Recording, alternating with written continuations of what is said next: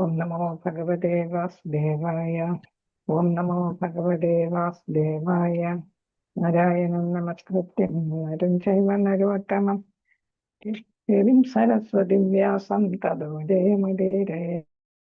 മുക്തപ്രായേഷ ഭദ്രേഷു നിത്യം ഭാഗവത സേവയാ. നിത്യം ഭക്തിർഭവതി നൈഷ്ഠികേ മോക്ഷം കരോതി വാചാലം പങ്കം ലംഘയതേ ഗിര. യത്കൃപാതമഹം വന്ദേ ശ്രീഗുരും ദീനതാരിണം ശ്രീചൈതന്യം ഈശ്വരം പരമാനന്ദമാധവം. ജ്ഞാനതിമിരാന്തസ്യ ജ്ഞാനാഞ്ജനശലാകയ ചക്ഷുരുന്മീലിതം യേന തസ്മൈ ശ്രീഗുരവേ നമഃ. ചൈതന്യമനോഭീഷ്ടം സ്ഥാപിതം യേന ഭൂതലെ സ്വയം രൂപകഥാ മഹ്യം ദദാതി സ്വപദാന്തികം. നമോ വിഷ്ണുപാദായ കൃഷ്ണപ്രേഷ്ഠായ ഭൂതലെ ശ്രീമതേ ഭക്തിവേദാന്ത സ്വാമിനിധി നാമിനെ. നമാചാര്യപാദായ നിധായ കൃപപ്രദായിനെ നവരകഥാധാമദായ നഗരഗ്രാമതാരിണെ.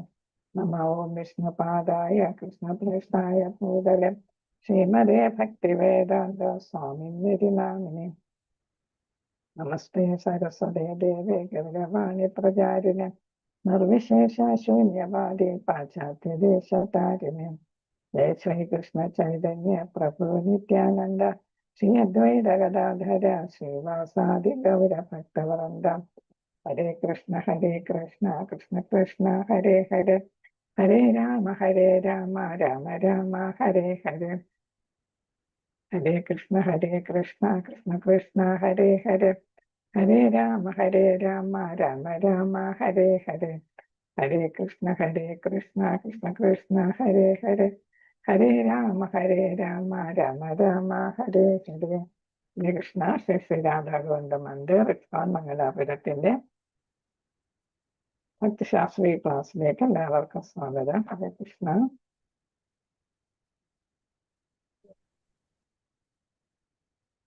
എല്ലാവർക്കും പ്രണാമം. ഹരേ കൃഷ്ണ.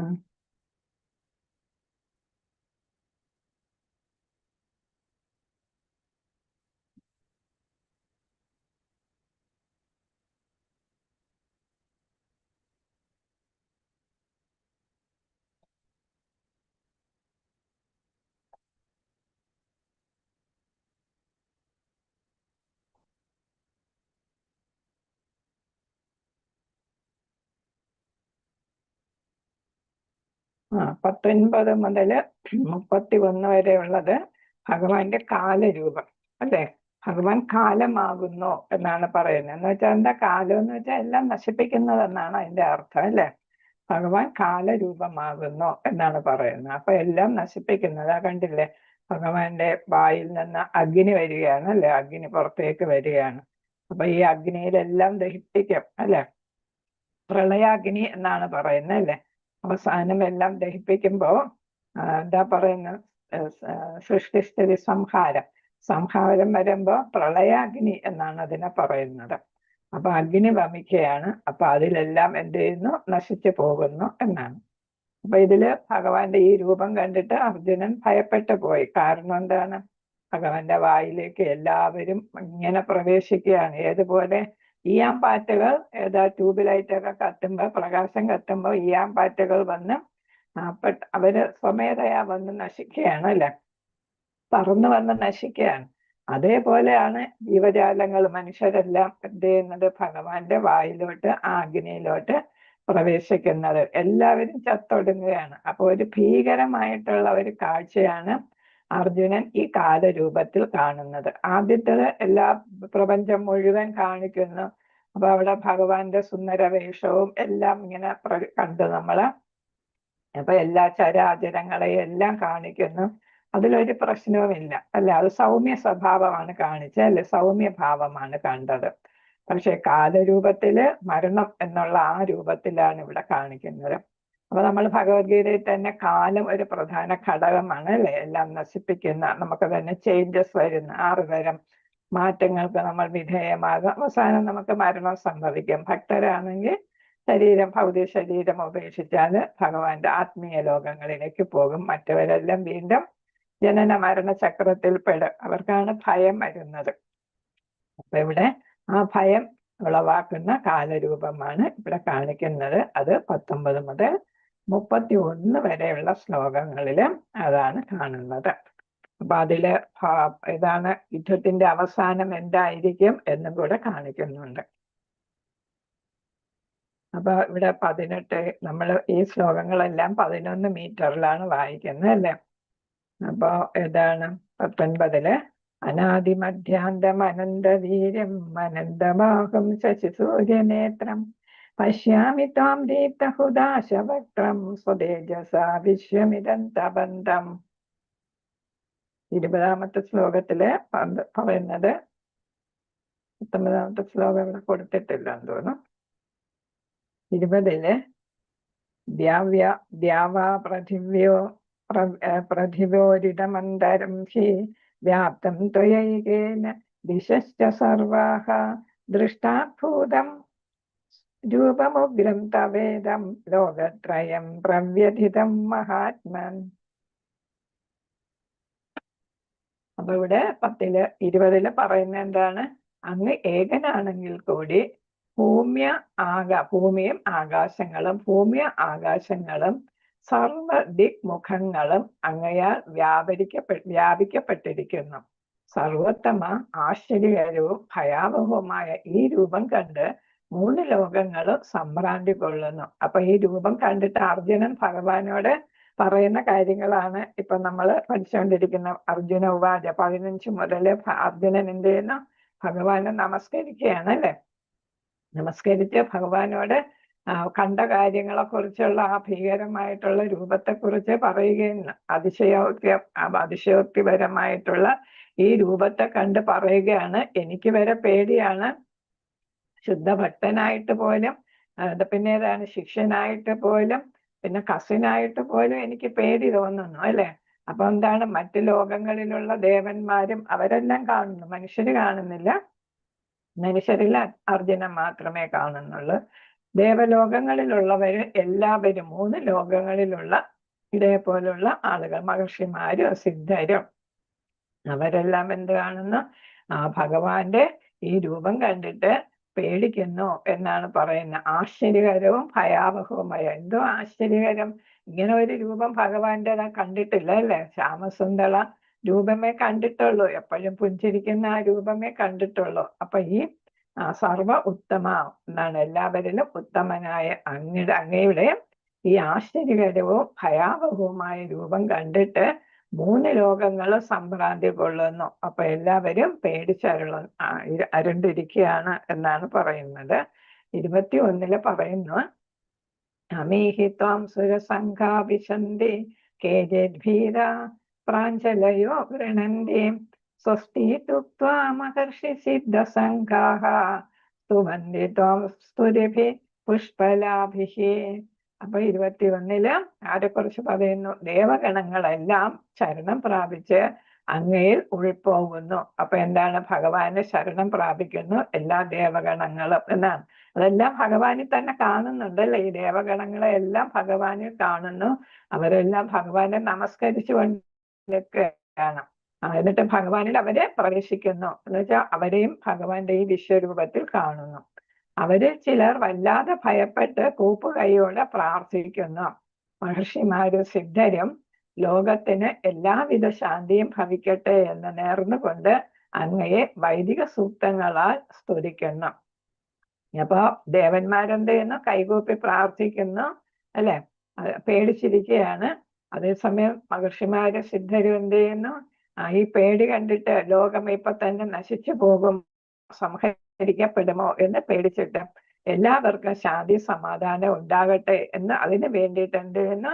അവര് വേദസൂക്തങ്ങൾ ഉരുവിടുന്നു. അപ്പൊ സൂക്തങ്ങളാൽ ഭഗവാനെ പ്രകീർത്തിക്കുന്നു. കാരണം എന്താണ്?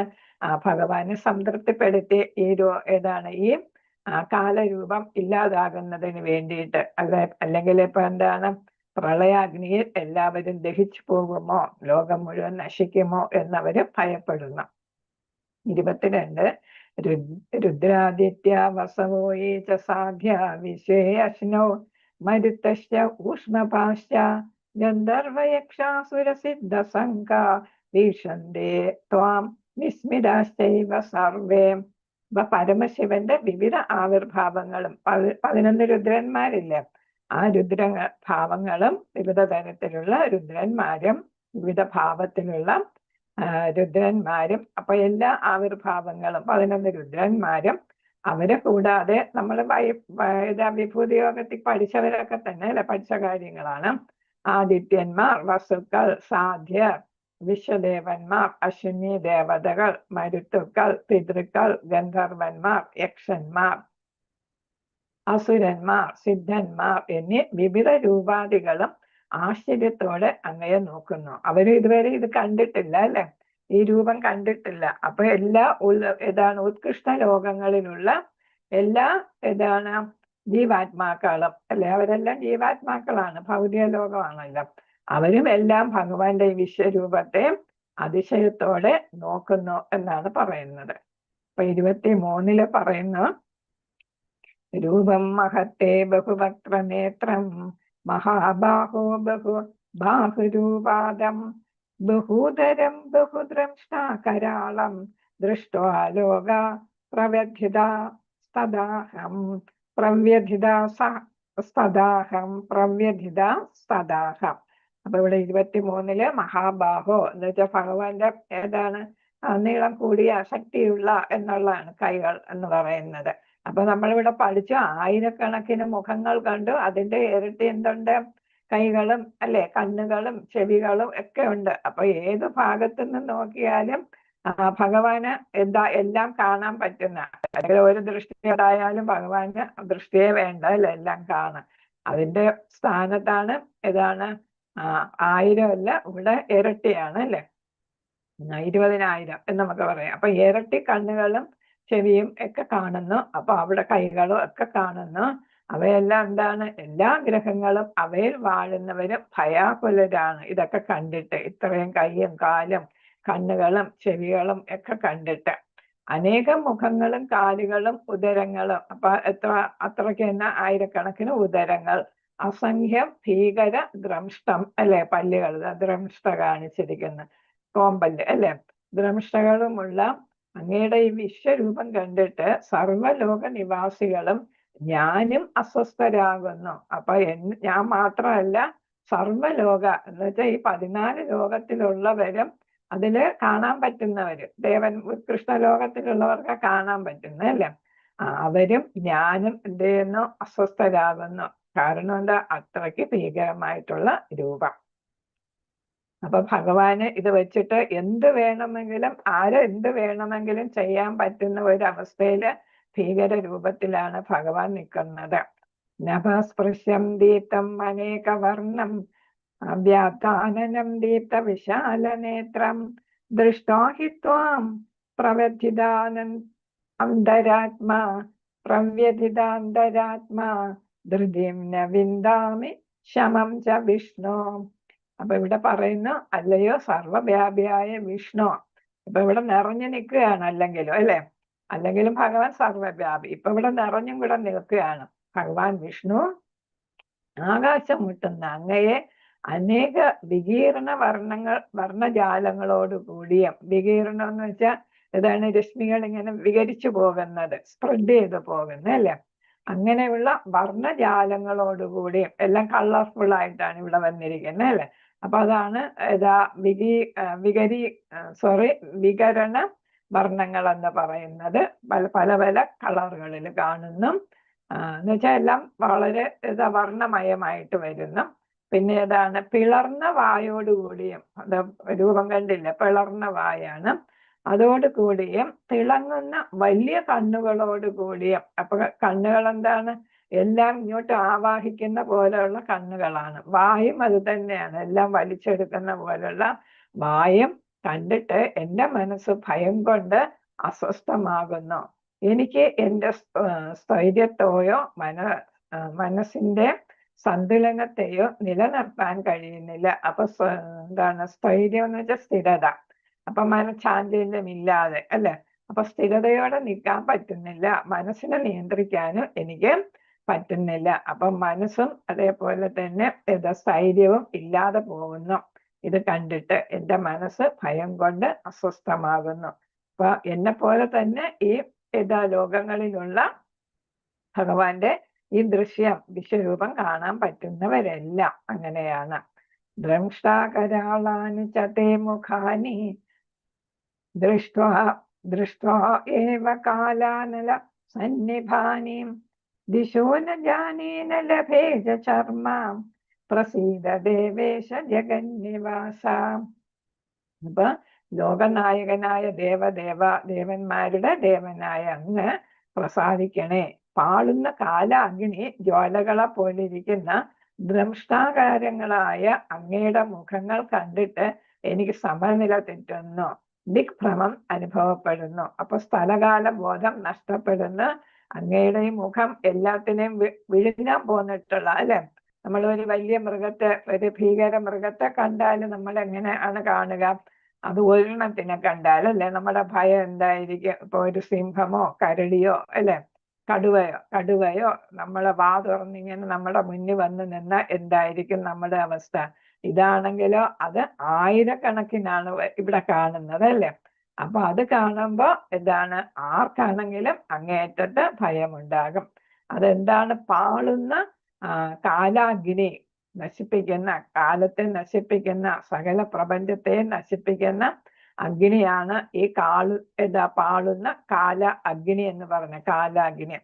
അപ്പൊ ഈ പ്രകാശിക്കുന്ന, എല്ലാത്തിനെയും വിഴുങ്ങുന്ന അത്ര പ്രകാശമുള്ള, എന്നാൽ വാ തുറന്നും കണ്ണുകൾ മിഴിച്ചും ഒക്കെ ഇരിക്കുന്ന ഈ കാലമാകുന്ന അഗ്നി ജ്വാലകളെ പോലെ ഇരിക്കുന്ന ദ്രംഷ്ടാകരങ്ങളായ അങ്ങയുടെ മുഖങ്ങൾ കണ്ടിട്ട് എനിക്ക് സമനില തെറ്റുന്നു. അപ്പം എന്താണ്, അർജുനന് പോലും ഇത് കണ്ടിട്ട് എന്ത് ചെയ്യുന്നില്ല?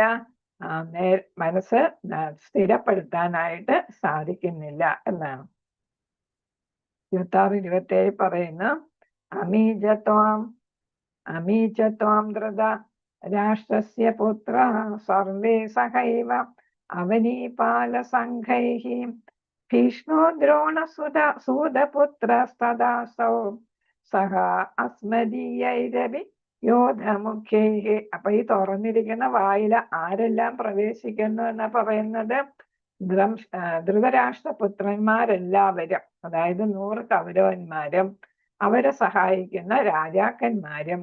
അത് പോയിട്ടോ ഭീഷ്മർ, കർണൻ, സൂതപുത്രൻ അല്ലെ, കർണൻ എന്നിവരും നമ്മുടെ യോദ്ധാക്കളിൽ പ്രമുഖന്മാരുമെല്ലാം അങ്ങയുടെ ഭീമാകാരങ്ങളായ വായുകളിലേക്ക് അതിവേഗത്തിൽ കടന്നു പോവുകയാണ്. ആ ദ്രംഷ്ടങ്ങൾക്കിടയിൽപ്പെട്ട് ചിലരുടെ ശിരസുകൾ ചതഞ്ഞ് അരയുന്നു. അപ്പൊ ഭഗവാന്റെ പല്ലുകളെന്ന് പറയുന്നത് ദ്രംഷ്ടം ആയിട്ടിരിക്കുകയാണ്. പൂർണ്ണ അല്ലെ പല്ലുകൾ പോലെ, വാള് പോലെയുള്ള പല്ലുകളാണ്. അതിലിതാ ഇവിടെ കാണിച്ചിട്ടുണ്ട് അല്ലെ. ഈ അതിൽ പെട്ടിട്ട് തലകൾ എന്ത് ചെയ്യുന്നു? ചതഞ്ഞരയുന്നു. എല്ലാവരും കൗരവപക്ഷത്തെയും പാണ്ഡവപക്ഷത്തെയും സാധാരണ പട്ടാളക്കാരും സൈനികരും അതേപോലെ തന്നെ പ്രമുഖരായിട്ടുള്ള ഭീഷ്മരും കർണൻ തുടങ്ങിയവരും എല്ലാം എന്ത് ചെയ്യുന്നു? ഭഗവാന്റെ ഈ തുറന്ന വായിലേക്ക്, ആ വായിൽ എന്താ വരുന്നത്? അഗ്നി വന്നുകൊണ്ടിരിക്കുകയാണ് അല്ലെ. ആ അഗ്നിക്കുള്ളിലേക്ക് പ്രവേശിക്കുന്നു. അപ്പൊ ചിലരുടെ തലയെല്ലാം എന്ത് ചെയ്യുന്ന? ചതഞ്ഞ് അരയുന്ന പല്ലുകൾ കൊണ്ടിട്ട് ചതഞ്ഞരയുന്ന ശബ്ദവും കേൾക്കുന്നുണ്ട്. 28 പറയുന്നു, 27 കൂടെ വായിക്കാം. വക്ത്രാണി തേ ത്വരമാണാ വിശന്തി ദ്രംഷ്ടാകരാളാനി ഭയാനകാനി കേചിത് വിലഗ്നാ ദശനാന്തരേഷു സംദൃശ്യന്തേ ചൂർണിതൈ ഉത്തമാംഗൈഃ യഥാ നദീനാ ബഹവോ അംബുവേഗാ സമുദ്രമേവ അഭിമുഖാ ദ്രവന്തി തഥാ തവാമി നരലോകവീര വിശന്തി വക്ത്രാണി അഭിവിജ്വലന്തി. അപ്പൊ 28 പറയുന്നത് എന്താണ്? നദീപ്രവാഹങ്ങളെല്ലാം സമുദ്രത്തിലേക്ക് എന്നത് തന്നെ പാഞ്ഞൊഴുകുന്നത് പോലെ ജ്വലിച്ചുകൊണ്ട് അങ്ങയുടെ വായുകളിലേക്ക് ഇവിടെ എന്താണ്? ഈ മനുഷ്യജീവികളെല്ലാം, സൈനികരും അതേപോലെ പ്രമുഖരെല്ലാം പ്രവേശിക്കുന്നു. സമുദ്രത്തിൽ ലയിച്ചു കഴിഞ്ഞാൽ പിന്നെ നദിക്ക് പ്രത്യേകിച്ച് ഒരു നിലനിൽപ്പില്ല അല്ലെ. ഉണ്ടോ? സമുദ്രത്തിലേക്ക് അത് പാഞ്ഞൊഴുകുകയാണ് അല്ലെ. അപ്പൊ അങ്ങനെ പാഞ്ഞൊഴുകി സമുദ്രത്തിൽ അത് എന്ത് ചെയ്യുന്ന? ഇല്ലായ്മ ചെയ്യുകയാണ്. അതേപോലെ ഇവരെല്ലാം ഭഗവാന്റെ അഗ്നിഗോളമാകുന്ന വായിലേക്ക് കടന്ന് ഇല്ലായ്മയാകുന്നു എന്നാണ്. എല്ലാം നശിക്കുന്നു, കത്തി നശിക്കുന്നു. അപ്പൊ നദികൾ സമുദ്രത്തിലേക്ക് പാഞ്ഞൊഴുകുന്നത് പോലെ എന്നാണ് പറയുന്നത്. അതുപോലെയാണ് ജ്വലിച്ചുകൊണ്ട് അങ്ങയുടെ വായുകളിലേക്ക് കടക്കുന്നത്. അപ്പൊ വായ് ജ്വലിച്ചിരിക്കുന്ന വായാണ് അല്ലെ. ആ വായിലേക്ക് നദി പാഞ്ഞൊഴുകുന്നത് പോലെ എല്ലാം ഇങ്ങനെ നമുക്ക് ആ ഒഴുക്ക് ആലോചിക്കാൻ പറ്റുമല്ലേ? ഭഗവാന്റെ വായിലേക്ക് എല്ലാം ഒഴുകി ഇങ്ങനെ എത്തുന്നത്. അതേപോലെയാണ് ഒഴുകി പോകുന്നത് എന്നാണ് ഇവിടെ പറഞ്ഞിരിക്കുന്നത്. എന്നിട്ട് 29 പറയുന്നു, യഥാ പ്രദീപ്തം ജ്വലനം പതംഗാ വിശന്തി നാശായ സമൃദ്ധവേഗാഃ തഥൈവ നാശായ വിശന്തി ലോകാ തവാഭിവക്ത്രാണി സമൃദ്ധവേഗാഃ. അപ്പൊ ഈയാമ്പാറ്റകൾ അതിവേഗത്തിൽ പറന്നു വന്ന് എങ്ങനെ കത്തിയെരിയുന്ന തീയിൽ വീഴുന്നുവോ അങ്ങനെ ഇവരെല്ലാം അങ്ങയുടെ വക്ത്രങ്ങളിൽ വീണ് നശിക്കുന്നു. അപ്പൊ വക്ത്രം എന്ന് വെച്ചാൽ വായല്ലേ. വായിലോട്ട് വീണ് ഇവരെന്താണ് ഈയാമ്പാറ്റകൾ. നമുക്കറിയാം അല്ലെ, മഴ പെയ്യുന്ന സമയത്ത് മഴക്കോള് വെള്ളപ്പഴ് വെളിയിൽ ഒരു ട്യൂബ് ഇട്ടിട്ടുണ്ടെങ്കിൽ രാവിലെ നമുക്ക് തൂത്ത് വാരാനുള്ള ഒരു ജോലിയായിരിക്കും അല്ലെ. ഈയാമ്പാറ്റകൾ മുഴുവൻ വന്ന് നശിച്ചു വീണ് കിടക്കുന്ന. അപ്പൊ അതേപോലെയാണ് ഈ മനുഷ്യജീവികളെല്ലാം ഭഗവാന്റെ വായിലോട്ട് കുരുക്ഷേത്ര യുദ്ധത്തിൽ പങ്കെടുക്കുന്നവര്, പാണ്ഡവരൊഴികെ എല്ലാവരും ഭഗവാന്റെ വായിലേക്ക് പോയി നശിക്കുന്നത്. ലേലിഹസ്യേഗ്രസമാന സമന്താത് ലോകാൻ സമഗ്രാൻ വദനൈർജ്വലദ്ഭിർ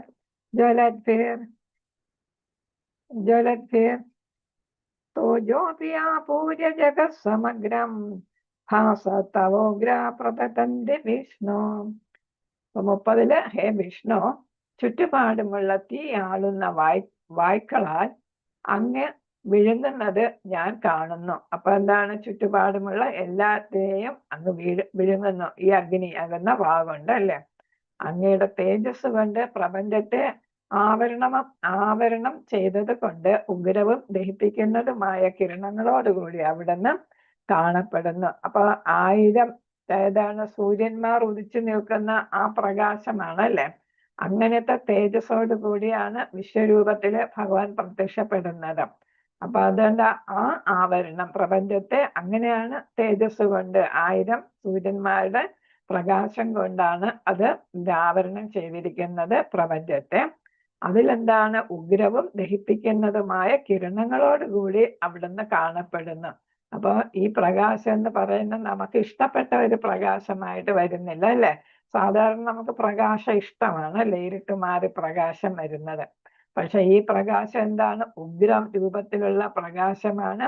എല്ലാത്തിനെയും വിഴുങ്ങുന്ന. നമ്മൾ കാട്ടുതീ വന്നാൽ എങ്ങനെയാണ് നമുക്ക് അതിൽ നിന്ന് രക്ഷപ്പെടാനായിട്ട് സാധിക്കത്തില്ല അല്ലെ, കാട്ടുതീ. അപ്പൊ അതേപോലെ ഒരു തീയാണ് ഇവിടെ കാണുന്നത്, കാട്ടുതീ പോലെ. അപ്പൊ അതിൽ നിന്ന് ഒരു രക്ഷയും ഇല്ലാത്ത തരത്തില് അങ്ങനത്തെ കാട്ടുതീയില് പോലെയുള്ള കിരണങ്ങളോട് കൂടി അവിടെ അങ്ങ് കാണപ്പെടുന്നു. എന്നുവെച്ചാൽ എല്ലായിടത്തും കാട്ടുതീ പോലെയുള്ള പ്രകാശം ആണ്, അഗ്നിയാണ്, ചൂട് അല്ലെ, അഗ്നിയാണ്.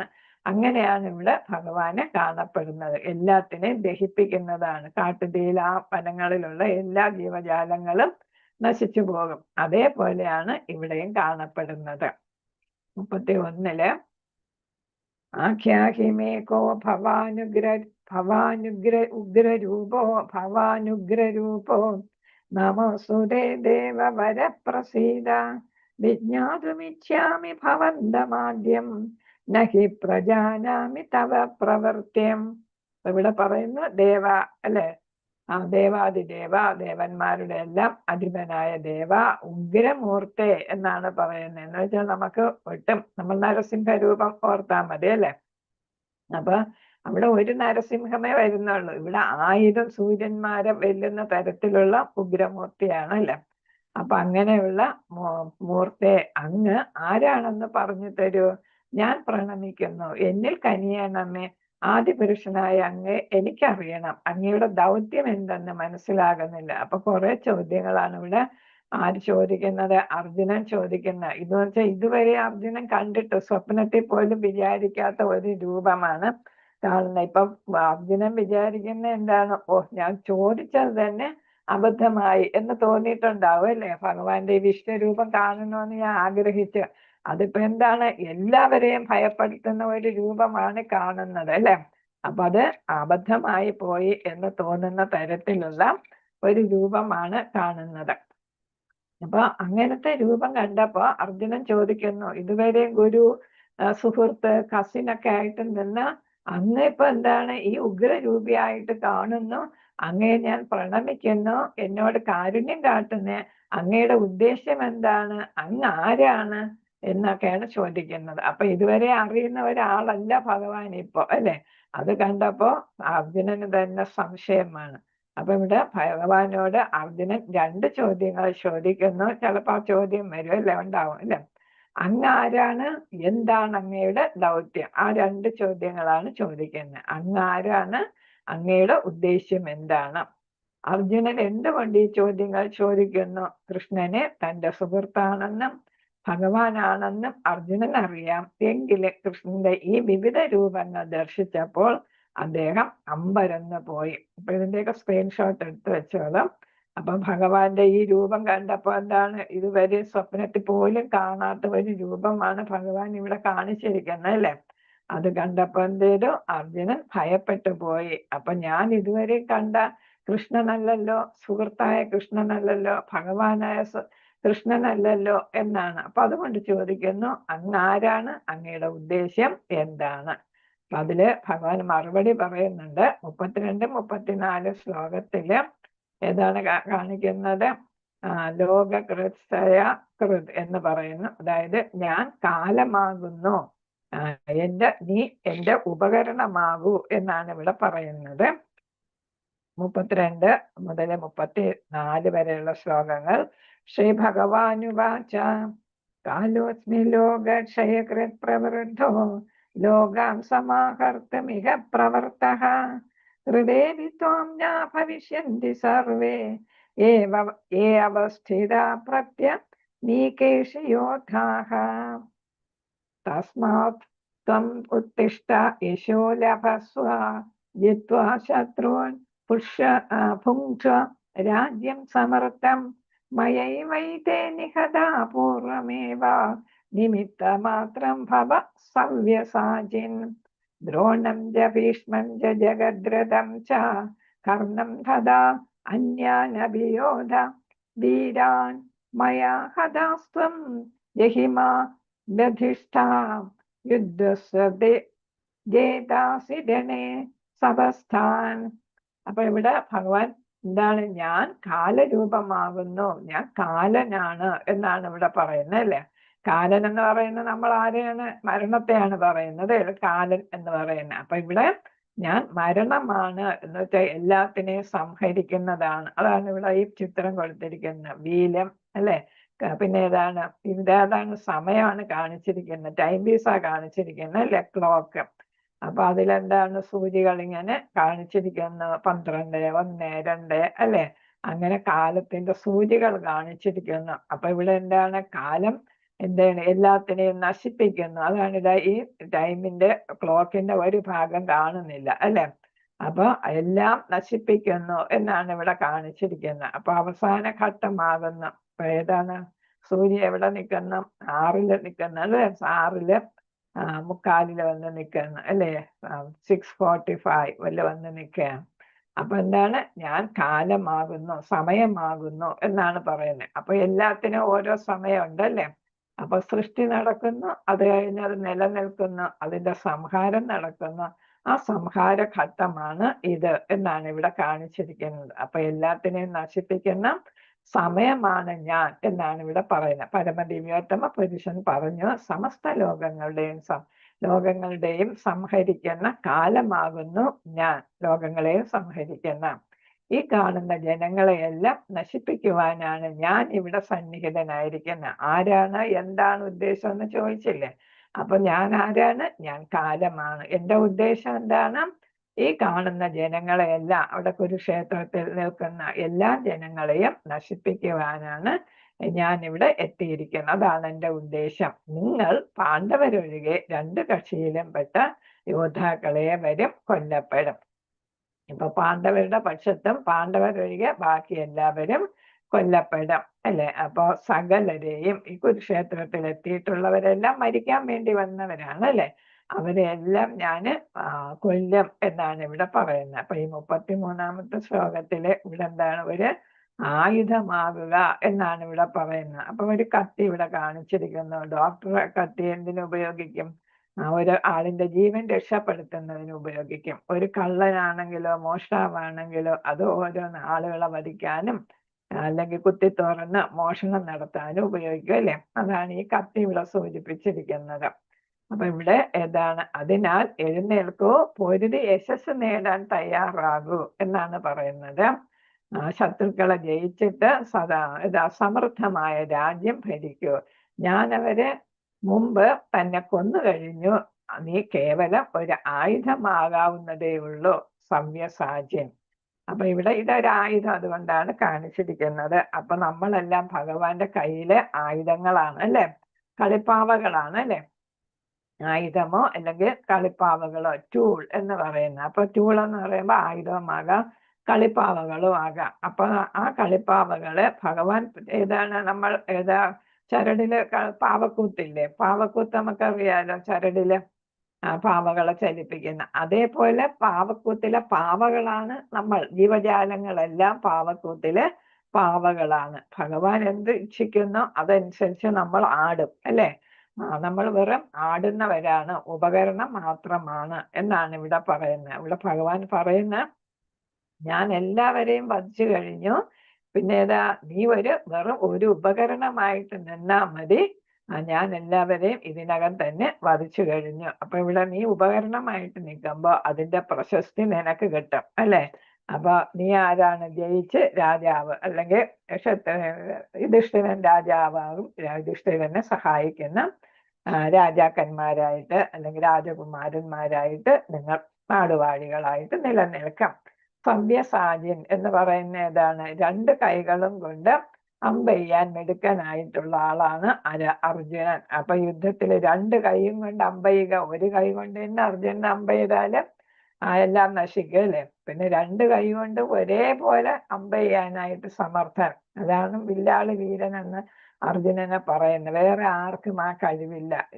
ഇടതും വലതും കൈ കൊണ്ട് ഒരേ സമയം അമ്പുകൾ അയക്കാനായിട്ട് അർജുനന് മാത്രമേ കഴിവുള്ളൂ. അതുപോലെ രാത്രിയിൽ അമ്പയക്കാനും യുദ്ധം ചെയ്യാനും അർജുനന് മാത്രമേ രാത്രിയിൽ ചെയ്യാനായിട്ട് കഴിവുള്ളൂ എന്നാണ്. അപ്പൊ നീ വെറും ഒരു ആയുധമാകുക. അപ്പൊ അത് ആ ആയുധം ഡോക്ടറുടെ കയ്യിലെ ആയുധം പോലെ നിങ്ങൾക്ക് നേട്ടമുണ്ടാകും അല്ലെ. നശിക്കേണ്ടത് നശിക്കും, ഡോക്ടർ വേണ്ടാത്തതിനെയൊക്കെ എടുത്തു മാറ്റാനല്ലേ സർജറി ചെയ്യുന്നത് അല്ലെ. അപ്പൊ അതേപോലെ ഇതൊരു സർജിക്കൽ ഇൻസ്ട്രുമെന്റ് എന്നതുപോലെ വേണ്ടാത്തതിനെയൊക്കെ പറിച്ചു കളയാനും വേണ്ടതിന് യഥാപോലെ നിലനിർത്താനും ഈ ബ്ലേഡ് അല്ലെ, കത്തി, ഡോക്ടറുടെ കയ്യിലെ കത്തി ഉപകരിക്കുന്നത് പോലെ നീ എൻ്റെ ഒരു ഉപകരണമായിട്ട് പ്രവർത്തിക്കോ എന്നാണ് ഇവിടെ പറയുന്നത്. 34-ാമത്തെ ശ്ലോകം അതില് പറയുന്നു, എല്ലാവരും എന്ത് ചെയ്തു, മരിച്ചു കഴിഞ്ഞു. ആരൊക്കെയാണ്? ഭീഷ്മർ, ദ്രോണർ, ജയദ്രഥൻ അല്ലെ. പിന്നെ ആരാണ്? ഇവരുടെ ഒരേ ഒരു ബ്രദറിലാണ് അല്ലെ. അതും അയാളും പിന്നെ കർണൻ, വലിയ സുഹൃത്ത് കർണൻ എന്നിവരും മറ്റു മഹാരഥന്മാരും. നേരത്തെ 1-ാമത്തെ അധ്യായത്തില് ഓരോരുത്തരുടെ പേര് എടുത്തു പറയുന്നുണ്ടായിരുന്നു അല്ലെ. ആരോട്? ദ്രോണരോട് എടുത്തു പറയുന്നുണ്ടായിരുന്നു ദുര്യോധനൻ. അവരെല്ലാം ഇപ്പോൾ തന്നെ എന്നാൽ കൊല്ലപ്പെട്ടു. അത് പറയുന്ന എന്താണ്? കൊല്ലപ്പെട്ട് കഴിഞ്ഞു. ഇവരെല്ലാം പാഞ്ചാലിയുടെ വസ്ത്രാക്ഷേപ സമയത്തും അതേപോലെ അതിനു മുമ്പ് ഇവരുടെ രാജ്യം ചൂതുകളിയുടെ സമയത്ത് എന്ത് ചെയ്തു? ഇവരുടെ രാജ്യം തെറ്റായ മാർഗത്തിലൂടെ പിടിച്ചെടുക്കപ്പെട്ടതാണ് അല്ലെ. അപ്പൊ തന്നെ ഇവരെല്ലാം മരിച്ചു കഴിഞ്ഞു എന്നാണ് പറയുന്നത്. ഭഗവാൻ അപ്പൊ തന്നെ ഇവരെ എന്ത് ചെയ്തു? വധിച്ചു കഴിഞ്ഞു. അപ്പൊ പിന്നെ അവരുടെ വെറും ജഡവസ്തുവാണ് ഇവിടെ കാണുന്നത് എന്നുള്ളതാണ്. അപ്പൊ അധർമ്മികളായത് കൊണ്ട് തന്നെ അവര് അധർമ്മം പ്രവർത്തിച്ചപ്പോൾ തന്നെ പ്രധാനമായും ഇവരുടെ രാജ്യം പിടിച്ചെടുത്തതും പാഞ്ചാലിയെ അധിക്ഷേപിക്കാൻ ശ്രമിച്ചത് അല്ലെ, വസ്ത്രാക്ഷേപം നടത്താൻ ശ്രമിച്ചതും. ആ രണ്ട് സന്ദർഭത്തിലും എന്ത് ചെയ്തു? ഭഗവാന് ഈ അധർമ്മികളെ എന്ത് ചെയ്യാൻ ഒരു തരത്തിലും അവരോട് ക്ഷമിക്കാനായിട്ട് ഭഗവാന് സാധിച്ചില്ല. അപ്പൊ തന്നെ അവരുടെ വധം എന്ത് ചെയ്തു, ഉറപ്പാക്കപ്പെട്ടിരുന്നു എന്നാണ് പറയുന്നത്. അവരെ കൊല്ലുന്നത് നിനക്ക് ദുഃഖം വേണ്ട, കാരണം എന്താ, അവരിപ്പോഴേ മരിച്ചു കഴിഞ്ഞവരാണ്. നീ പൊരുതുക മാത്രം ചെയ്താൽ മതി, നീ യുദ്ധം ചെയ്താൽ മാത്രം മതി, ശത്രുക്കൾ തോറ്റുപോകും. കാരണം എന്താ, അവരിപ്പം യഥാർത്ഥത്തിൽ യുദ്ധം ചെയ്യാനായിട്ട് അവർക്ക് സാധിക്കത്തില്ല. ഭഗവാൻ അവരെ യഥാർത്ഥത്തിൽ വധിച്ചു കഴിഞ്ഞു. അതുകൊണ്ട് നീ എന്താണ്, പേരിന് നീ ഒരു ഉപകരണമായിട്ട് നിന്ന് തന്നാൽ മാത്രം മതി എന്നാണ് പറയുന്നത്. അപ്പൊ ഈ 32-ാം ശ്ലോകത്തിന്റെ എക്സ്പ്ലനേഷൻ ആണ് പറയുന്നത്. അർജുനന്റെ ചോദ്യങ്ങൾക്ക് കൃഷ്ണൻ ഉത്തരം നൽകുന്നു. എന്താണ്,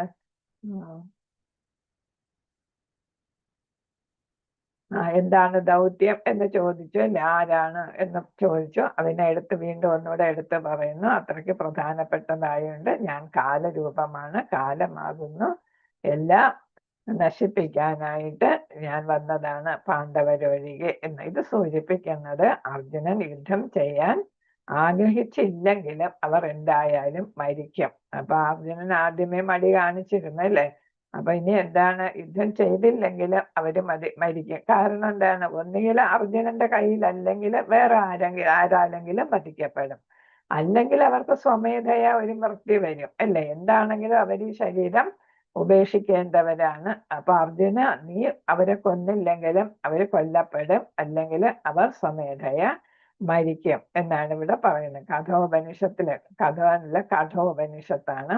കഠോപനിഷത്തില് പറയുന്നത്, ഒരിക്കൽ ബ്രാഹ്മണരും ക്ഷത്രിയരും മറ്റെല്ലാവരും സർവരക്ഷകനായ ഭഗവത് രൂപത്തിൽ പരമപുരുഷന് ഒരു ഭക്ഷണമായി തീരും എന്നാണ്. അപ്പൊ ഭഗവാന്റെ ഭക്ഷണമായി എന്ന് വെച്ചാൽ എന്താണ്, ഭഗവാൻ എല്ലാവരെയും സംഹരിക്കുക അല്ലെ. അപ്പൊ ഭഗവാനിൽ എത്തിച്ചേരും.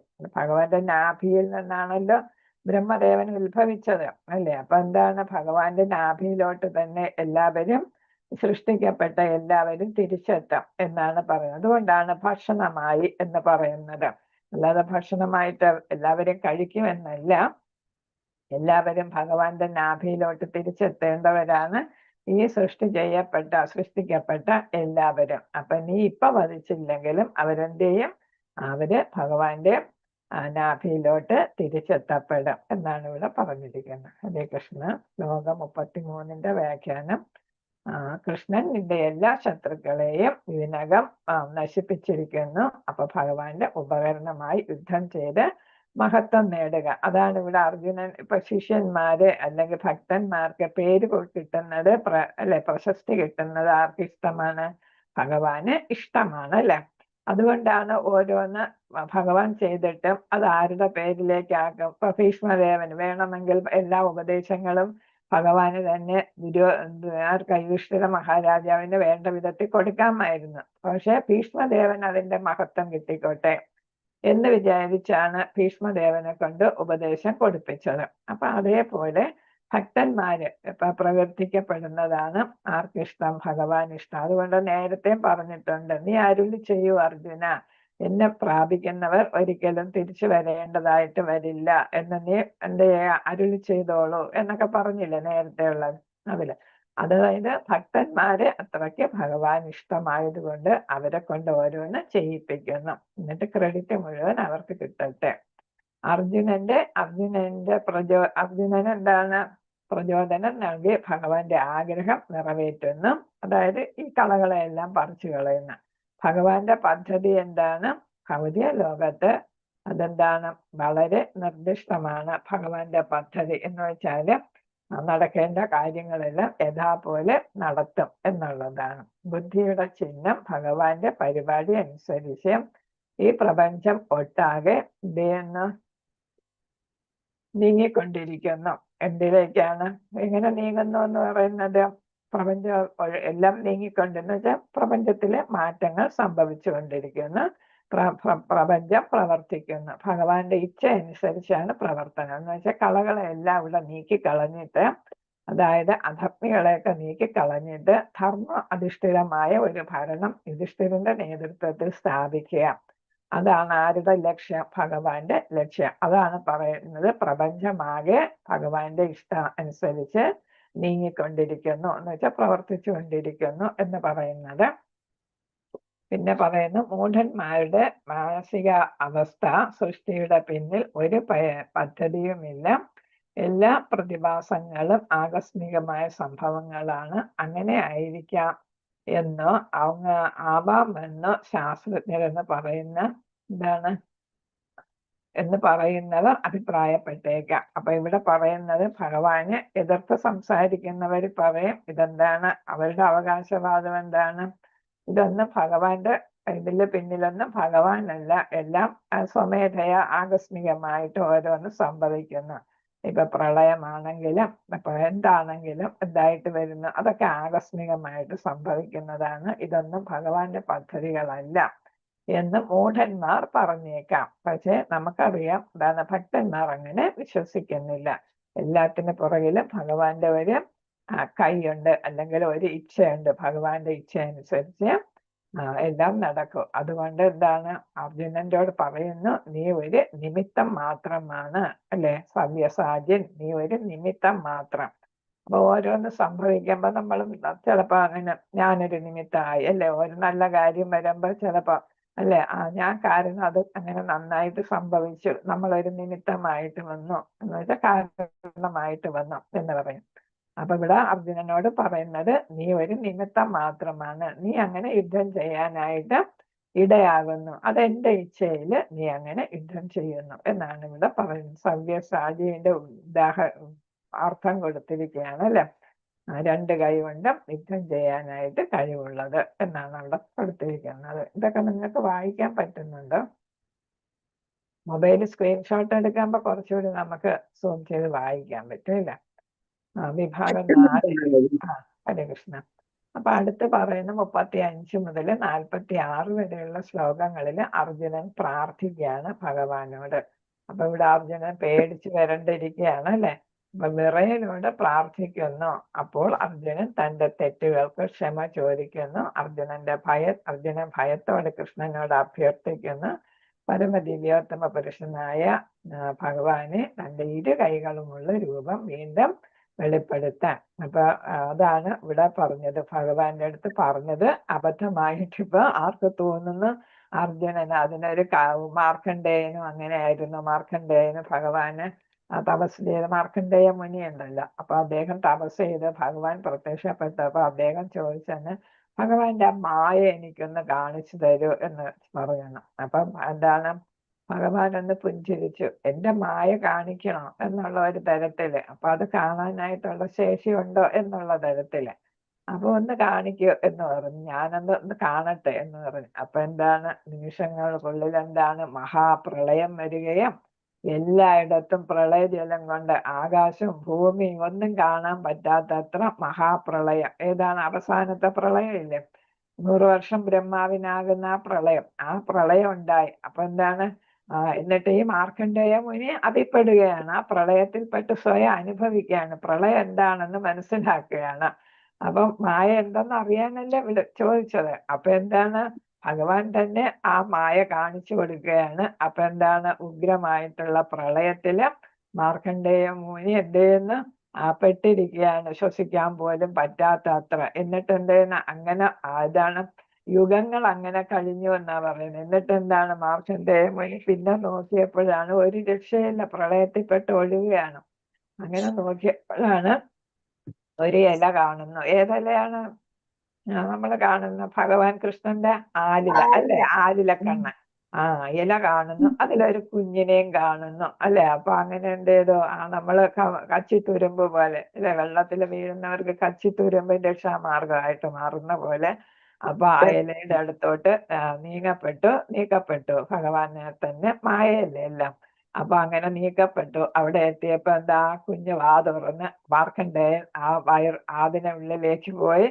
അപ്പൊ ആ കുഞ്ഞിന്റെ വയറിലെത്തിയപ്പോ ബ്രഹ്മാണ്ടം മുഴുവനായിട്ട് മാർക്കണ്ഡേയന് കാണാൻ സാധിച്ചു, ഭഗവാന്റെ നാഭിയിൽ, അല്ലെ. അപ്പൊ ഈ നമ്മളെ പൊക്കിൾക്കൊടി എന്ന് പറയുന്ന, ഭഗവാന്റെ പൊക്കിൾക്കൊടി എന്ന് പറയുന്ന ഭാഗവതത്തിൽ ഭഗവാന്റെ ഓരോ അംഗമായിട്ടാണ് നമ്മൾ ഈ സ്കന്ധങ്ങൾ വരുന്നത്, അല്ലെ. ഇപ്പൊ പാദം ആണ് നമ്മളിപ്പോ പഠിച്ചുകൊണ്ടിരിക്കുന്ന ഭാഗവതത്തിൽ, അല്ലെ. 2 പാദങ്ങളാണ്, 1, 2 സ്കന്ധം എന്ന് പറയുന്നത്. അപ്പൊ മേലോട്ട് പോകുമ്പോൾ ഓരോന്ന്. അപ്പൊ നാഭി എന്ന് പറയുന്നത് ബ്രഹ്മാണ്ടമായിട്ടാണ് നമ്മൾ അതിൽ കാണുന്നത്.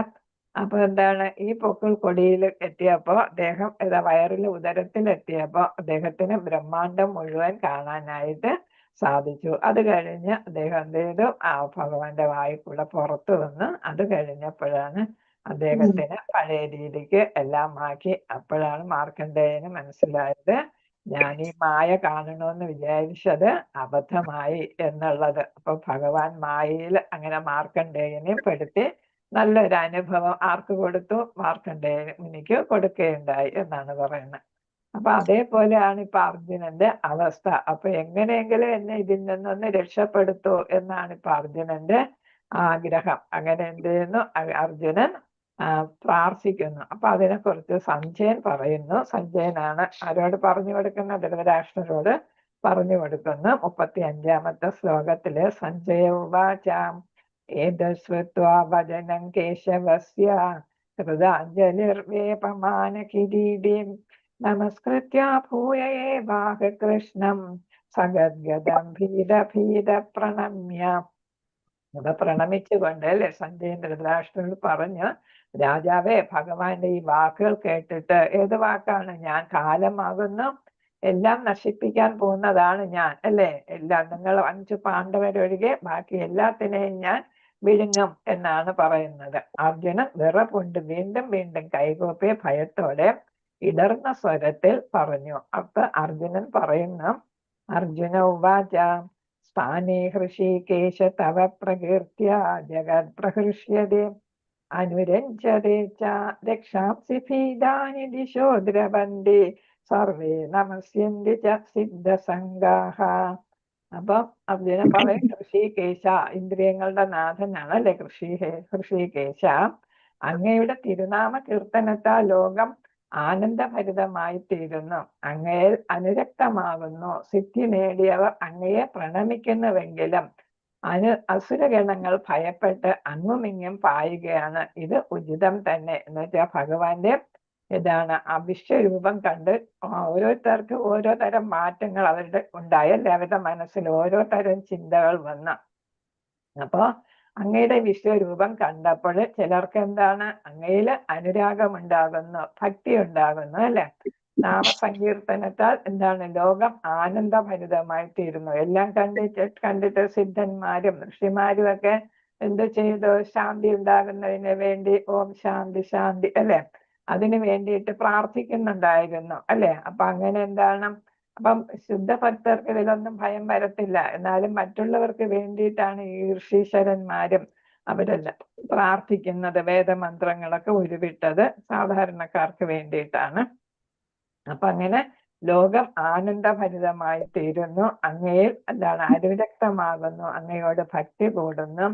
സിദ്ധി നേടിയവർ അങ്ങയെ പ്രണമിക്കുന്നു എങ്കിലും അസുരഗണങ്ങൾ ഭയപ്പെട്ട്. അപ്പൊ സിദ്ധി നേടിയവർക്ക് എന്താണ്, ഭഗവാന്റെ ഈ രൂപം അവരെ ഒരു തരത്തിലും ബാധിക്കുന്നില്ല അല്ലെ. കാരണം എന്താണ്, ഭഗവാൻ ഏത് രൂപം എടുത്താലും അവർക്ക് എവിടെ എത്തണം? ഭഗവാന്റെ സേവനം ചെയ്ത് ഭഗവാന്റെ ധാമത്തിലെത്തണം, അത്രേ ഉദ്ദേശമുള്ളൂ അല്ലേ. അവിടെ എത്തിയില്ലെങ്കിലും അവർക്ക് എന്ത് മതി? സേവനം ചെയ്താൽ മതി എന്നുള്ളതാണ് അവരുടെ ലക്ഷ്യം. അപ്പൊ അതുകൊണ്ടെന്താ, അവർക്ക് ഭയമില്ല. അവരെന്ത് ചെയ്യുന്നു? ലോകശാന്തിക്ക് വേണ്ടിയിട്ട് പ്രണമിക്കുന്നു. അതേസമയം അസുരഗണങ്ങൾ ഭയപ്പെട്ട് അങ്ങുമിങ്ങും പായുകയാണ്. കാരണം എന്താ? അവർക്ക് ഭഗവാന് വിശ്വാസമില്ല. അപ്പൊ വിശ്വാസമില്ലാത്തവർക്ക് എന്ത് വരും? ഭീതി വരും എന്നുള്ളത്. അപ്പൊ പ്രഹ്ലാദൻ നരസിംഹമൂർത്തിയെ കണ്ടിട്ട്, പ്രഹ്ലാദൻ വളരെ കൂളായിരുന്നു അല്ലെ. ലക്ഷ്മി ദേവി പോലും ഭയപ്പെട്ടു അടുത്തു പോകാനായിട്ട്, പേടിച്ചു, ദേവന്മാരും എല്ലാവരും. അതേസമയം പ്രഹ്ലാദൻ എന്താണ്, നരസിംഹ രൂപത്തെ ഉഗ്രരൂപം കണ്ടപ്പോഴും പ്രഹ്ലാദ രാജകുമാരൻ എന്താണ്, വളരെ കൂളായിട്ടിരുന്നു, ഭഗവാനെ പ്രേസ് ചെയ്യുകയായിരുന്നു ചെയ്തത്. അപ്പം ഭഗവത് ഭക്തി ഇല്ലാത്ത അസുരഗണങ്ങൾ എന്ത് ചെയ്തു? അങ്ങുമിങ്ങും ഭയപ്പെട്ട് പായുന്നു. അപ്പൊ ഇത് നല്ല ഒരു ഉചിതമായിട്ടുള്ള ഒരു രീതി, ഒരു കാര്യമാണ് അങ്ങ് ചെയ്തത്. അർജുനന് പേടി തോന്നി എങ്കിലും അങ്ങ് ചെയ്തത് ഉചിതം തന്നെ, വിരാട് രൂപം കാണിച്ചത്, ഈ വിശ്വരൂപം കാണിച്ചത് എന്നാണ്. 37-ല് കസ്മാശ്ചതേന നമേരർ മഹാത്മൻ ഗരീയസേ ബ്രഹ്മണോപി ആദികർത്തേ അനന്തദേവേശ ജഗന്നിവാസ ത്വമക്ഷരം സത് അസത്തത് പരം യത്. ബ്രഹ്മാവിനെക്കാളും ശ്രേഷ്ഠനായ പരമോഷ്ടമ അല്ലെ. ബ്രഹ്മാവ് ആരാണ്? ഭൗതിക ലോകത്തുള്ള ആളാണ് അല്ലെ. ഭഗവാൻ ആരാണ്? ആധ്യാത്മിക ലോകത്തിന്റെ അധിപനാണ് അല്ലെ. ആധ്യാത്മിക ഭൗതികത്തിന്റെ എല്ലാത്തിന്റെ അധിപനാണ്. അപ്പൊ പുരുഷന്മാരിൽ ഉത്തമൻ, ബ്രഹ്മാവ് എന്ന പുരുഷനേക്കാളും ഉത്തമനാണ് ആരാ? ഭഗവാൻ. ശ്രേഷ്ഠനായ ഉത്തമ, പുരുഷന്മാരിൽ ഉത്തമനായ അങ്ങാണല്ലോ ആദിമനായ സൃഷ്ടാവ്. അപ്പൊ ബ്രഹ്മാവിനെ സൃഷ്ടിച്ചതും അങ്ങാണല്ലോ. അപ്പൊ അങ്ങാണ് എല്ലാത്തിന്റെ അല്ലെ സൃഷ്ടിച്ച ആദ്യമേ ഉള്ള ആൾ. എങ്കിലും എന്തുകൊണ്ട് അവർ ഭക്ത്യാദരപൂർവ്വം അങ്ങയെ പ്രണമിക്കുന്നില്ല? അതിരില്ലാത്തവനും പ്രപഞ്ചത്തിന് ആശ്രയമായ ദേവാദിദേവ, അക്ഷയവും കാരണങ്ങൾക്ക് കാരണവും ഭൗതിക പ്രകൃതിക്ക് ഉപരിയുമാണ് അങ്ങ്. അപ്പൊ ഇവിടെ ഭഗവാന്റെ ഈ പുരുഷാവതാരങ്ങളെല്ലാം ഇവിടെ വരുന്നുണ്ട് അല്ലെ. കാരണോദകശായ വിഷ്ണു എല്ലാത്തിനും സൃഷ്ടിക്കുന്നു അല്ലെ. ബ്രഹ്മാണ്ടം സൃഷ്ടിക്കുന്നു, അത് കഴിഞ്ഞ് ബ്രഹ്മാവിനെ സൃഷ്ടിക്കുന്നു ഗർഭോദകശായ വിഷ്ണു ആയിട്ട്. പിന്നെ ഏതാ? നമ്മളെ എല്ലാവരുടെയും ഹൃദയത്തിൽ ക്ഷീരോദകശായ വിഷ്ണു ആയിട്ടും കുടികൊള്ളുന്നു. പക്ഷെ ഭഗവാനെ അറിയാനായിട്ട്, ആ ദേവാദിദേവനെ അറിയാനായിട്ട് എല്ലാവരുടെയും ആശ്രയമായിട്ടും അതിരില്ലാത്തവനാണ് അല്ലെ. അതായത് ഏതാണ്? തുടക്കവും മധ്യമവും പിന്നെ ഏതാണ്? അവസാനവും ഒന്നും കാണാൻ പറ്റാത്തതാണ് അല്ലെ. അങ്ങനെയുള്ള അങ്ങയെ എന്നിട്ട് എന്താണ്? ഭക്തി ആദരപൂർവ്വം ചിലരൊന്നും പ്രണമിക്കുന്നില്ല. ഇപ്പൊ അസുരന്മാരും പിന്നെ വേറെ ആരുണ്ട്? ഭഗവാനിൽ വിശ്വാസമില്ല നാസ്തികർ അല്ലെ. അവരൊന്നും അങ്ങയെ എന്ത് ചെയ്യുന്നില്ല? പ്രണമിക്കുന്നില്ല. അതെന്തുകൊണ്ടാ എന്നാണ് ഇവിടെ ചോദിക്കുന്നത്. ക്ഷയമില്ലാത്തവനാണ്, നാശമില്ലാത്തവനാണ്, എല്ലാത്തിൻ്റെ കാരണമാണ്, എല്ലാ ഭൗതിക സൃഷ്ടിയുടെയും എല്ലാ കാരണക്കാരനാണ്, എല്ലാ ഭൗതിക പ്രകൃതിക്കും അല്ലെ അങ്ങ് ഉപരിയുമാണ്. അപ്പൊ ഏറ്റവും ശ്രേഷ്ഠമാണ്. അതാണ് സ്വരാട് അല്ലെ, സ്വരാടായിട്ടുള്ള ഭഗവാൻ. അങ്ങനെയുള്ള ഭഗവാനെ എന്തുകൊണ്ട് ചിലര് പ്രണമിക്കുന്നില്ല? 38ാമത്തെ ശ്ലോകത്തില്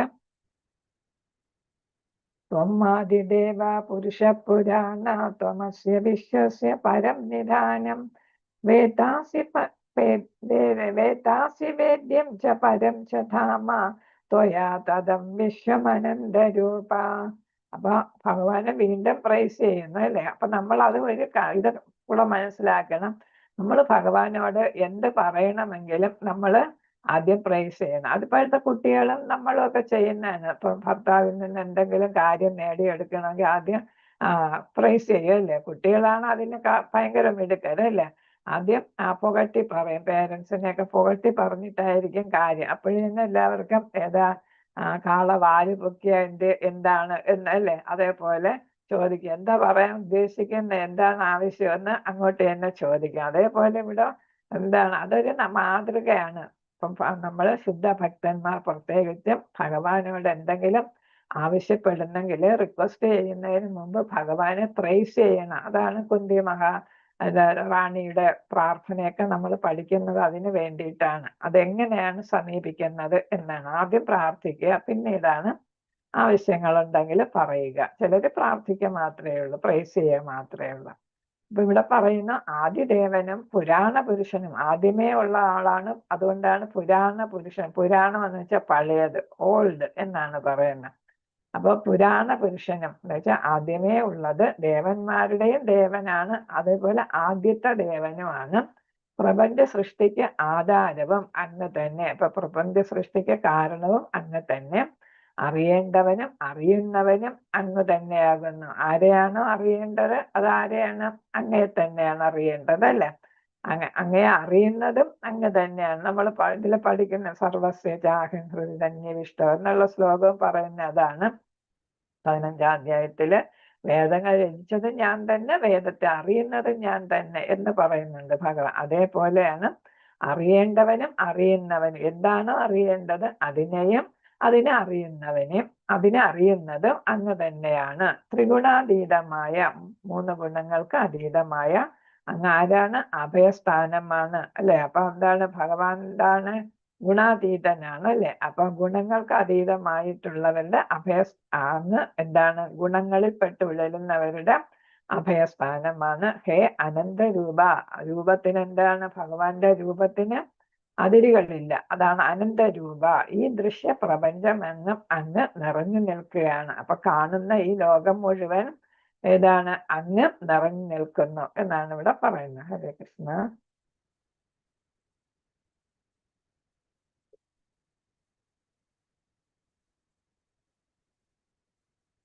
ഇവിടെ അടുത്ത ശ്ലോകത്തിൽ പറയുന്നു 39-40. വായുര്യമോഗ്നിർവരുണ ശശാങ്ക പ്രജാപതിസ്തം പ്രപിതാമഹശ്ച നമോ നമസ്തേസ്തു സഹസ്രകൃത്വ പുനശ്ച ഭൂയോപി നമോ നമസ്തേ നമ പുരസ്താദ പൃഷ്ഠസ്ഥേ നമോസ്തുതേ സർവദ ഏവ സർവ അനന്തവീര്യ അമിത വിക്രമസ്തം സർവം സമാപ്നോഷി തദോസി സർവ സർവഹ. അപ്പൊ ഇവിടെ വീണ്ടും ഭഗവാന് എന്താണ് ഏതാണെന്നൊക്കെ പറഞ്ഞ് പ്രൈസ് ചെയ്യുന്നത് തന്നെയാണ്. വായുവും പരമനിയന്താവും, എല്ലാത്തിനെയും നിയന്ത്രിക്കുന്നവനും, യമനും എല്ലാത്തിൻ്റെയും ഏതാണ് നീതിന്യായം ഉറപ്പാക്കുന്നവനും, അഗ്നിയും നശിപ്പിക്കുകയും നമുക്ക് സഹായിക്കുകയും ചെയ്യുന്ന അഗ്നിയും, വരുണൻ ജലത്തിന്റെ ദേവനും, ചന്ദ്രനും, പ്രജാപതിയും, പിന്നെ ഏതാണ് പ്രപിതാമഹനും അങ്ങ് തന്നെ. അപ്പൊ നമ്മൾ ഏതാണ് ഏതാണ് 10ാമത്തെ അധ്യായം വിഭൂതി യോഗം അല്ലെ, അതിൽ പഠിച്ച കാര്യങ്ങളൊക്കെ ഇവിടെ വരുന്നു അല്ലെ. വായു എല്ലാം നിയന്ത്രിക്കുന്ന ആള് യമൻ, അഗ്നി, പിന്നെ വരുണൻ, ചന്ദ്രൻ, പ്രജാപതി, പ്രപിതാമഹൻ, ഇതെല്ലാം നമ്മൾ അവിടെ കേട്ട കാര്യങ്ങളാണ്. എല്ലാം അങ്ങ് തന്നെ. 1000 ഭഗവാൻ പറഞ്ഞ കാര്യങ്ങൾ ഇവിടെ അർജുനൻ വീണ്ടും റിപ്പീറ്റ് ചെയ്ത് പറയുന്നു. 1000 തവണയും അതിലേറെയും പ്രണാമങ്ങൾ ഞാൻ അങ്ങേക്ക് അർപ്പിച്ചു കൊള്ളുന്നു. അപ്പൊ എന്താണ്? ഭഗവാൻ ഇതെല്ലാമാണ് അല്ലെ, എന്ന് വെച്ചാൽ പ്രപഞ്ചം മുഴുവൻ, ബ്രഹ്മാണ്ടം മുഴുവൻ ഭഗവാൻ തന്നെയാണ്. അതിലുള്ള ഉത്തമമായിട്ടുള്ള ഉദാഹരണങ്ങളാണ് ഈ പേരെടുത്ത് പറഞ്ഞതൊക്കെ അല്ലെ. അപ്പൊ എല്ലാം ഭഗവാനാണ്. അതുകൊണ്ട് എന്താണ്? കണക്കറ്റ ഏതാണ്, നമുക്ക് അളക്കാൻ പറ്റാത്ത അപരിമേയനാണ് അല്ലെ. അപ്പൊ അത് ഭഗവാന് ലിമിറ്റ് ചെയ്യാൻ പറ്റത്തില്ല എത്ര ഉണ്ടെന്ന്. അപ്പൊ അങ്ങനത്തെ ഭഗവാന് ഞാൻ എന്താണ് 1000മോ 1000-ത്തിലധികമോ പ്രണാമങ്ങള് അർപ്പിച്ചു കൊള്ളുന്നു. അപ്പൊ എങ്ങനെ അർപ്പിക്കും എന്നുള്ള അടുത്ത പറയുന്നു. കാരണം എന്താ? ഇങ്ങനെ ഭഗവാൻ നിറഞ്ഞു നിൽക്കുകയല്ലേ. അപ്പൊ എവിടെ ഏത് ദിക്കിൽ നിന്ന് അർപ്പിക്കും പ്രണാമം എന്നുള്ളതാണ് ഇവിടെ പറയുന്നത്. മുന്നിൽ നിന്നും പിന്നിൽ നിന്നും എല്ലാ ഭാഗത്തു നിന്നും ഞാൻ അങ്ങയെ പ്രണമിക്കട്ടെ. അതിരറ്റ ശക്തിമാനെ, അങ്ങ് നിസീമമായ ശക്തിയുടെ ഉടമയാണ്. നിസീമം എന്ന് വെച്ചാൽ അളക്കാൻ പറ്റാത്ത, സീമയില്ലാത്ത, അതിരില്ലാത്ത ശക്തിയുടെ ഉടമയാണ്. സർവവ്യാപിയാകയാൽ അങ്ങ് എല്ലാമാണ്. അപ്പൊ ഭഗവാൻ എന്താണ്? എല്ലായിടത്തും നിറഞ്ഞു നിൽക്കുന്ന ആളാണ്, സർവവ്യാപിയാണ്, വ്യാപിച്ചിരിക്കുന്നത്. എവിടെയും ഭഗവാനുണ്ട് അല്ലെ. അതാണ് പ്രഹ്ലാദന് ഹിരണ്യകശിപു ആവശ്യപ്പെട്ടപ്പം തൂണിൽ നിന്ന് വന്നത്. എല്ലായിടത്തും ഉണ്ട്, തൂണിലും തുരുമ്പിലും ഉണ്ട് നമ്മൾ പറയുന്നതാണ് അല്ലെ. അപ്പൊ എല്ലായിടത്തും ഉണ്ട്. പിന്നെ ഏതാണ്? അദ്ദേഹത്തിന്റെ ശക്തിയും എന്താണ്? അളക്കാൻ പറ്റാത്തതാണ്, അനന്തമാണ്. അങ്ങനെ അപ്പൊ ആൾ പവർഫുൾ എന്ന് പറയുന്ന ആൾ പ്രസന്റ് എന്ന് നമ്മൾ പറയും. ഓമിനി പ്രസന്റ്, ഓമിനി പൊട്ടന്റ് എന്ന് പറയും. അങ്ങനെ അപ്പൊ അങ്ങനത്തെ അങ്ങേ ഞാൻ എന്താണ്? ഞാന് എല്ലാ ഭാഗത്തു നിന്നും നമസ്കരിക്കുകയാണ്. എന്ന് വെച്ചാൽ എന്താണ്? ആദ്യമോ മധ്യമോ ഒടുക്കമോ ഒന്നും കാണുന്നില്ല. എവിടെ നോക്കിയാലും ഭഗവാൻ തന്നെയാണ്. അതുകൊണ്ട് ഞാൻ എല്ലായിടത്തു നിന്നും അങ്ങയെ നമസ്കരിക്കുന്നു. അതാണ് ഇവിടെ വീണ്ടും അത് കാണിച്ചിരിക്കുന്നത്. പ്രപഞ്ചത്തിൽ എല്ലാത്തിൻ്റെയും എല്ലാ ജ്ഞാനത്തിൻ്റെയും ആത്യന്തികമായ വിശ്രമം അങ്ങാണ്. അപ്പൊ എല്ലാം അറിയുന്നതും ഭഗവാൻ തന്നെയാണ്. എല്ലാത്തിൻ്റെയും സത്ത ഭഗവാനാണ്. അപ്പൊ എല്ലാവരും ഭഗവാന് സമർപ്പിതരാകണം എന്നുള്ളതാണ്. മുന്നിൽ നിന്നും പിന്നിൽ നിന്നും എല്ലാ ഭാഗത്തു നിന്നും ഞാൻ അങ്ങയെ പ്രണമിക്കട്ടെ. അതാണ് ഇവിടെ പറഞ്ഞിരിക്കുന്നത്. ഹരേ കൃഷ്ണ. 40. അപ്പൊ നമുക്ക് ഇന്നിവിടെ നിർത്താം. 40-ല്. നാളത്തെ ക്ലാസ്സില് ബാക്കി 15 ശ്ലോകം നാളത്തെ ക്ലാസ്സിൽ എടുക്കാം. കൃഷ്ണ വാചകൽപതരൂപശ്ച കൃപാ സിന്ധുഭ്യവച പതിദാന പാവനേഭ്യോ വൈഷ്ണവേഭ്യോ നമോ നമഃ. അനന്തകോടി വൈഷ്ണവ ഭക്തവൃന്ദ കി ജയ. ശ്രീല പ്രഭുപാദ കി ജയ. ഗുരു മഹാരാജ് കി ജയ. ശ്രീമദ് ഭഗവത്ഗീത കി ജയ. ഗൗരനിതായ പ്രേമാനന്ദ ഹരേ കൃഷ്ണ ഹരേ കൃഷ്ണ കൃഷ്ണ കൃഷ്ണ ഹരേ ഹരേ ഹരേ രാമ രാമ രാമ ഹരേ ഹരേ. ഹരേ കൃഷ്ണ കൃഷ്ണ കൃഷ്ണ ഹരേ ഹരേ ഹരേ രാമ രാമ രാമ ഹരേ ഹരേ ഹരേ കൃഷ്ണ കൃഷ്ണ കൃഷ്ണ ഹരേ ഹരേ ഹരേ രാമ രാമ രാമ ഹരേ ഹരേ ഹരേ കൃഷ്ണ. ഹരേ കൃഷ്ണ മാതാജി.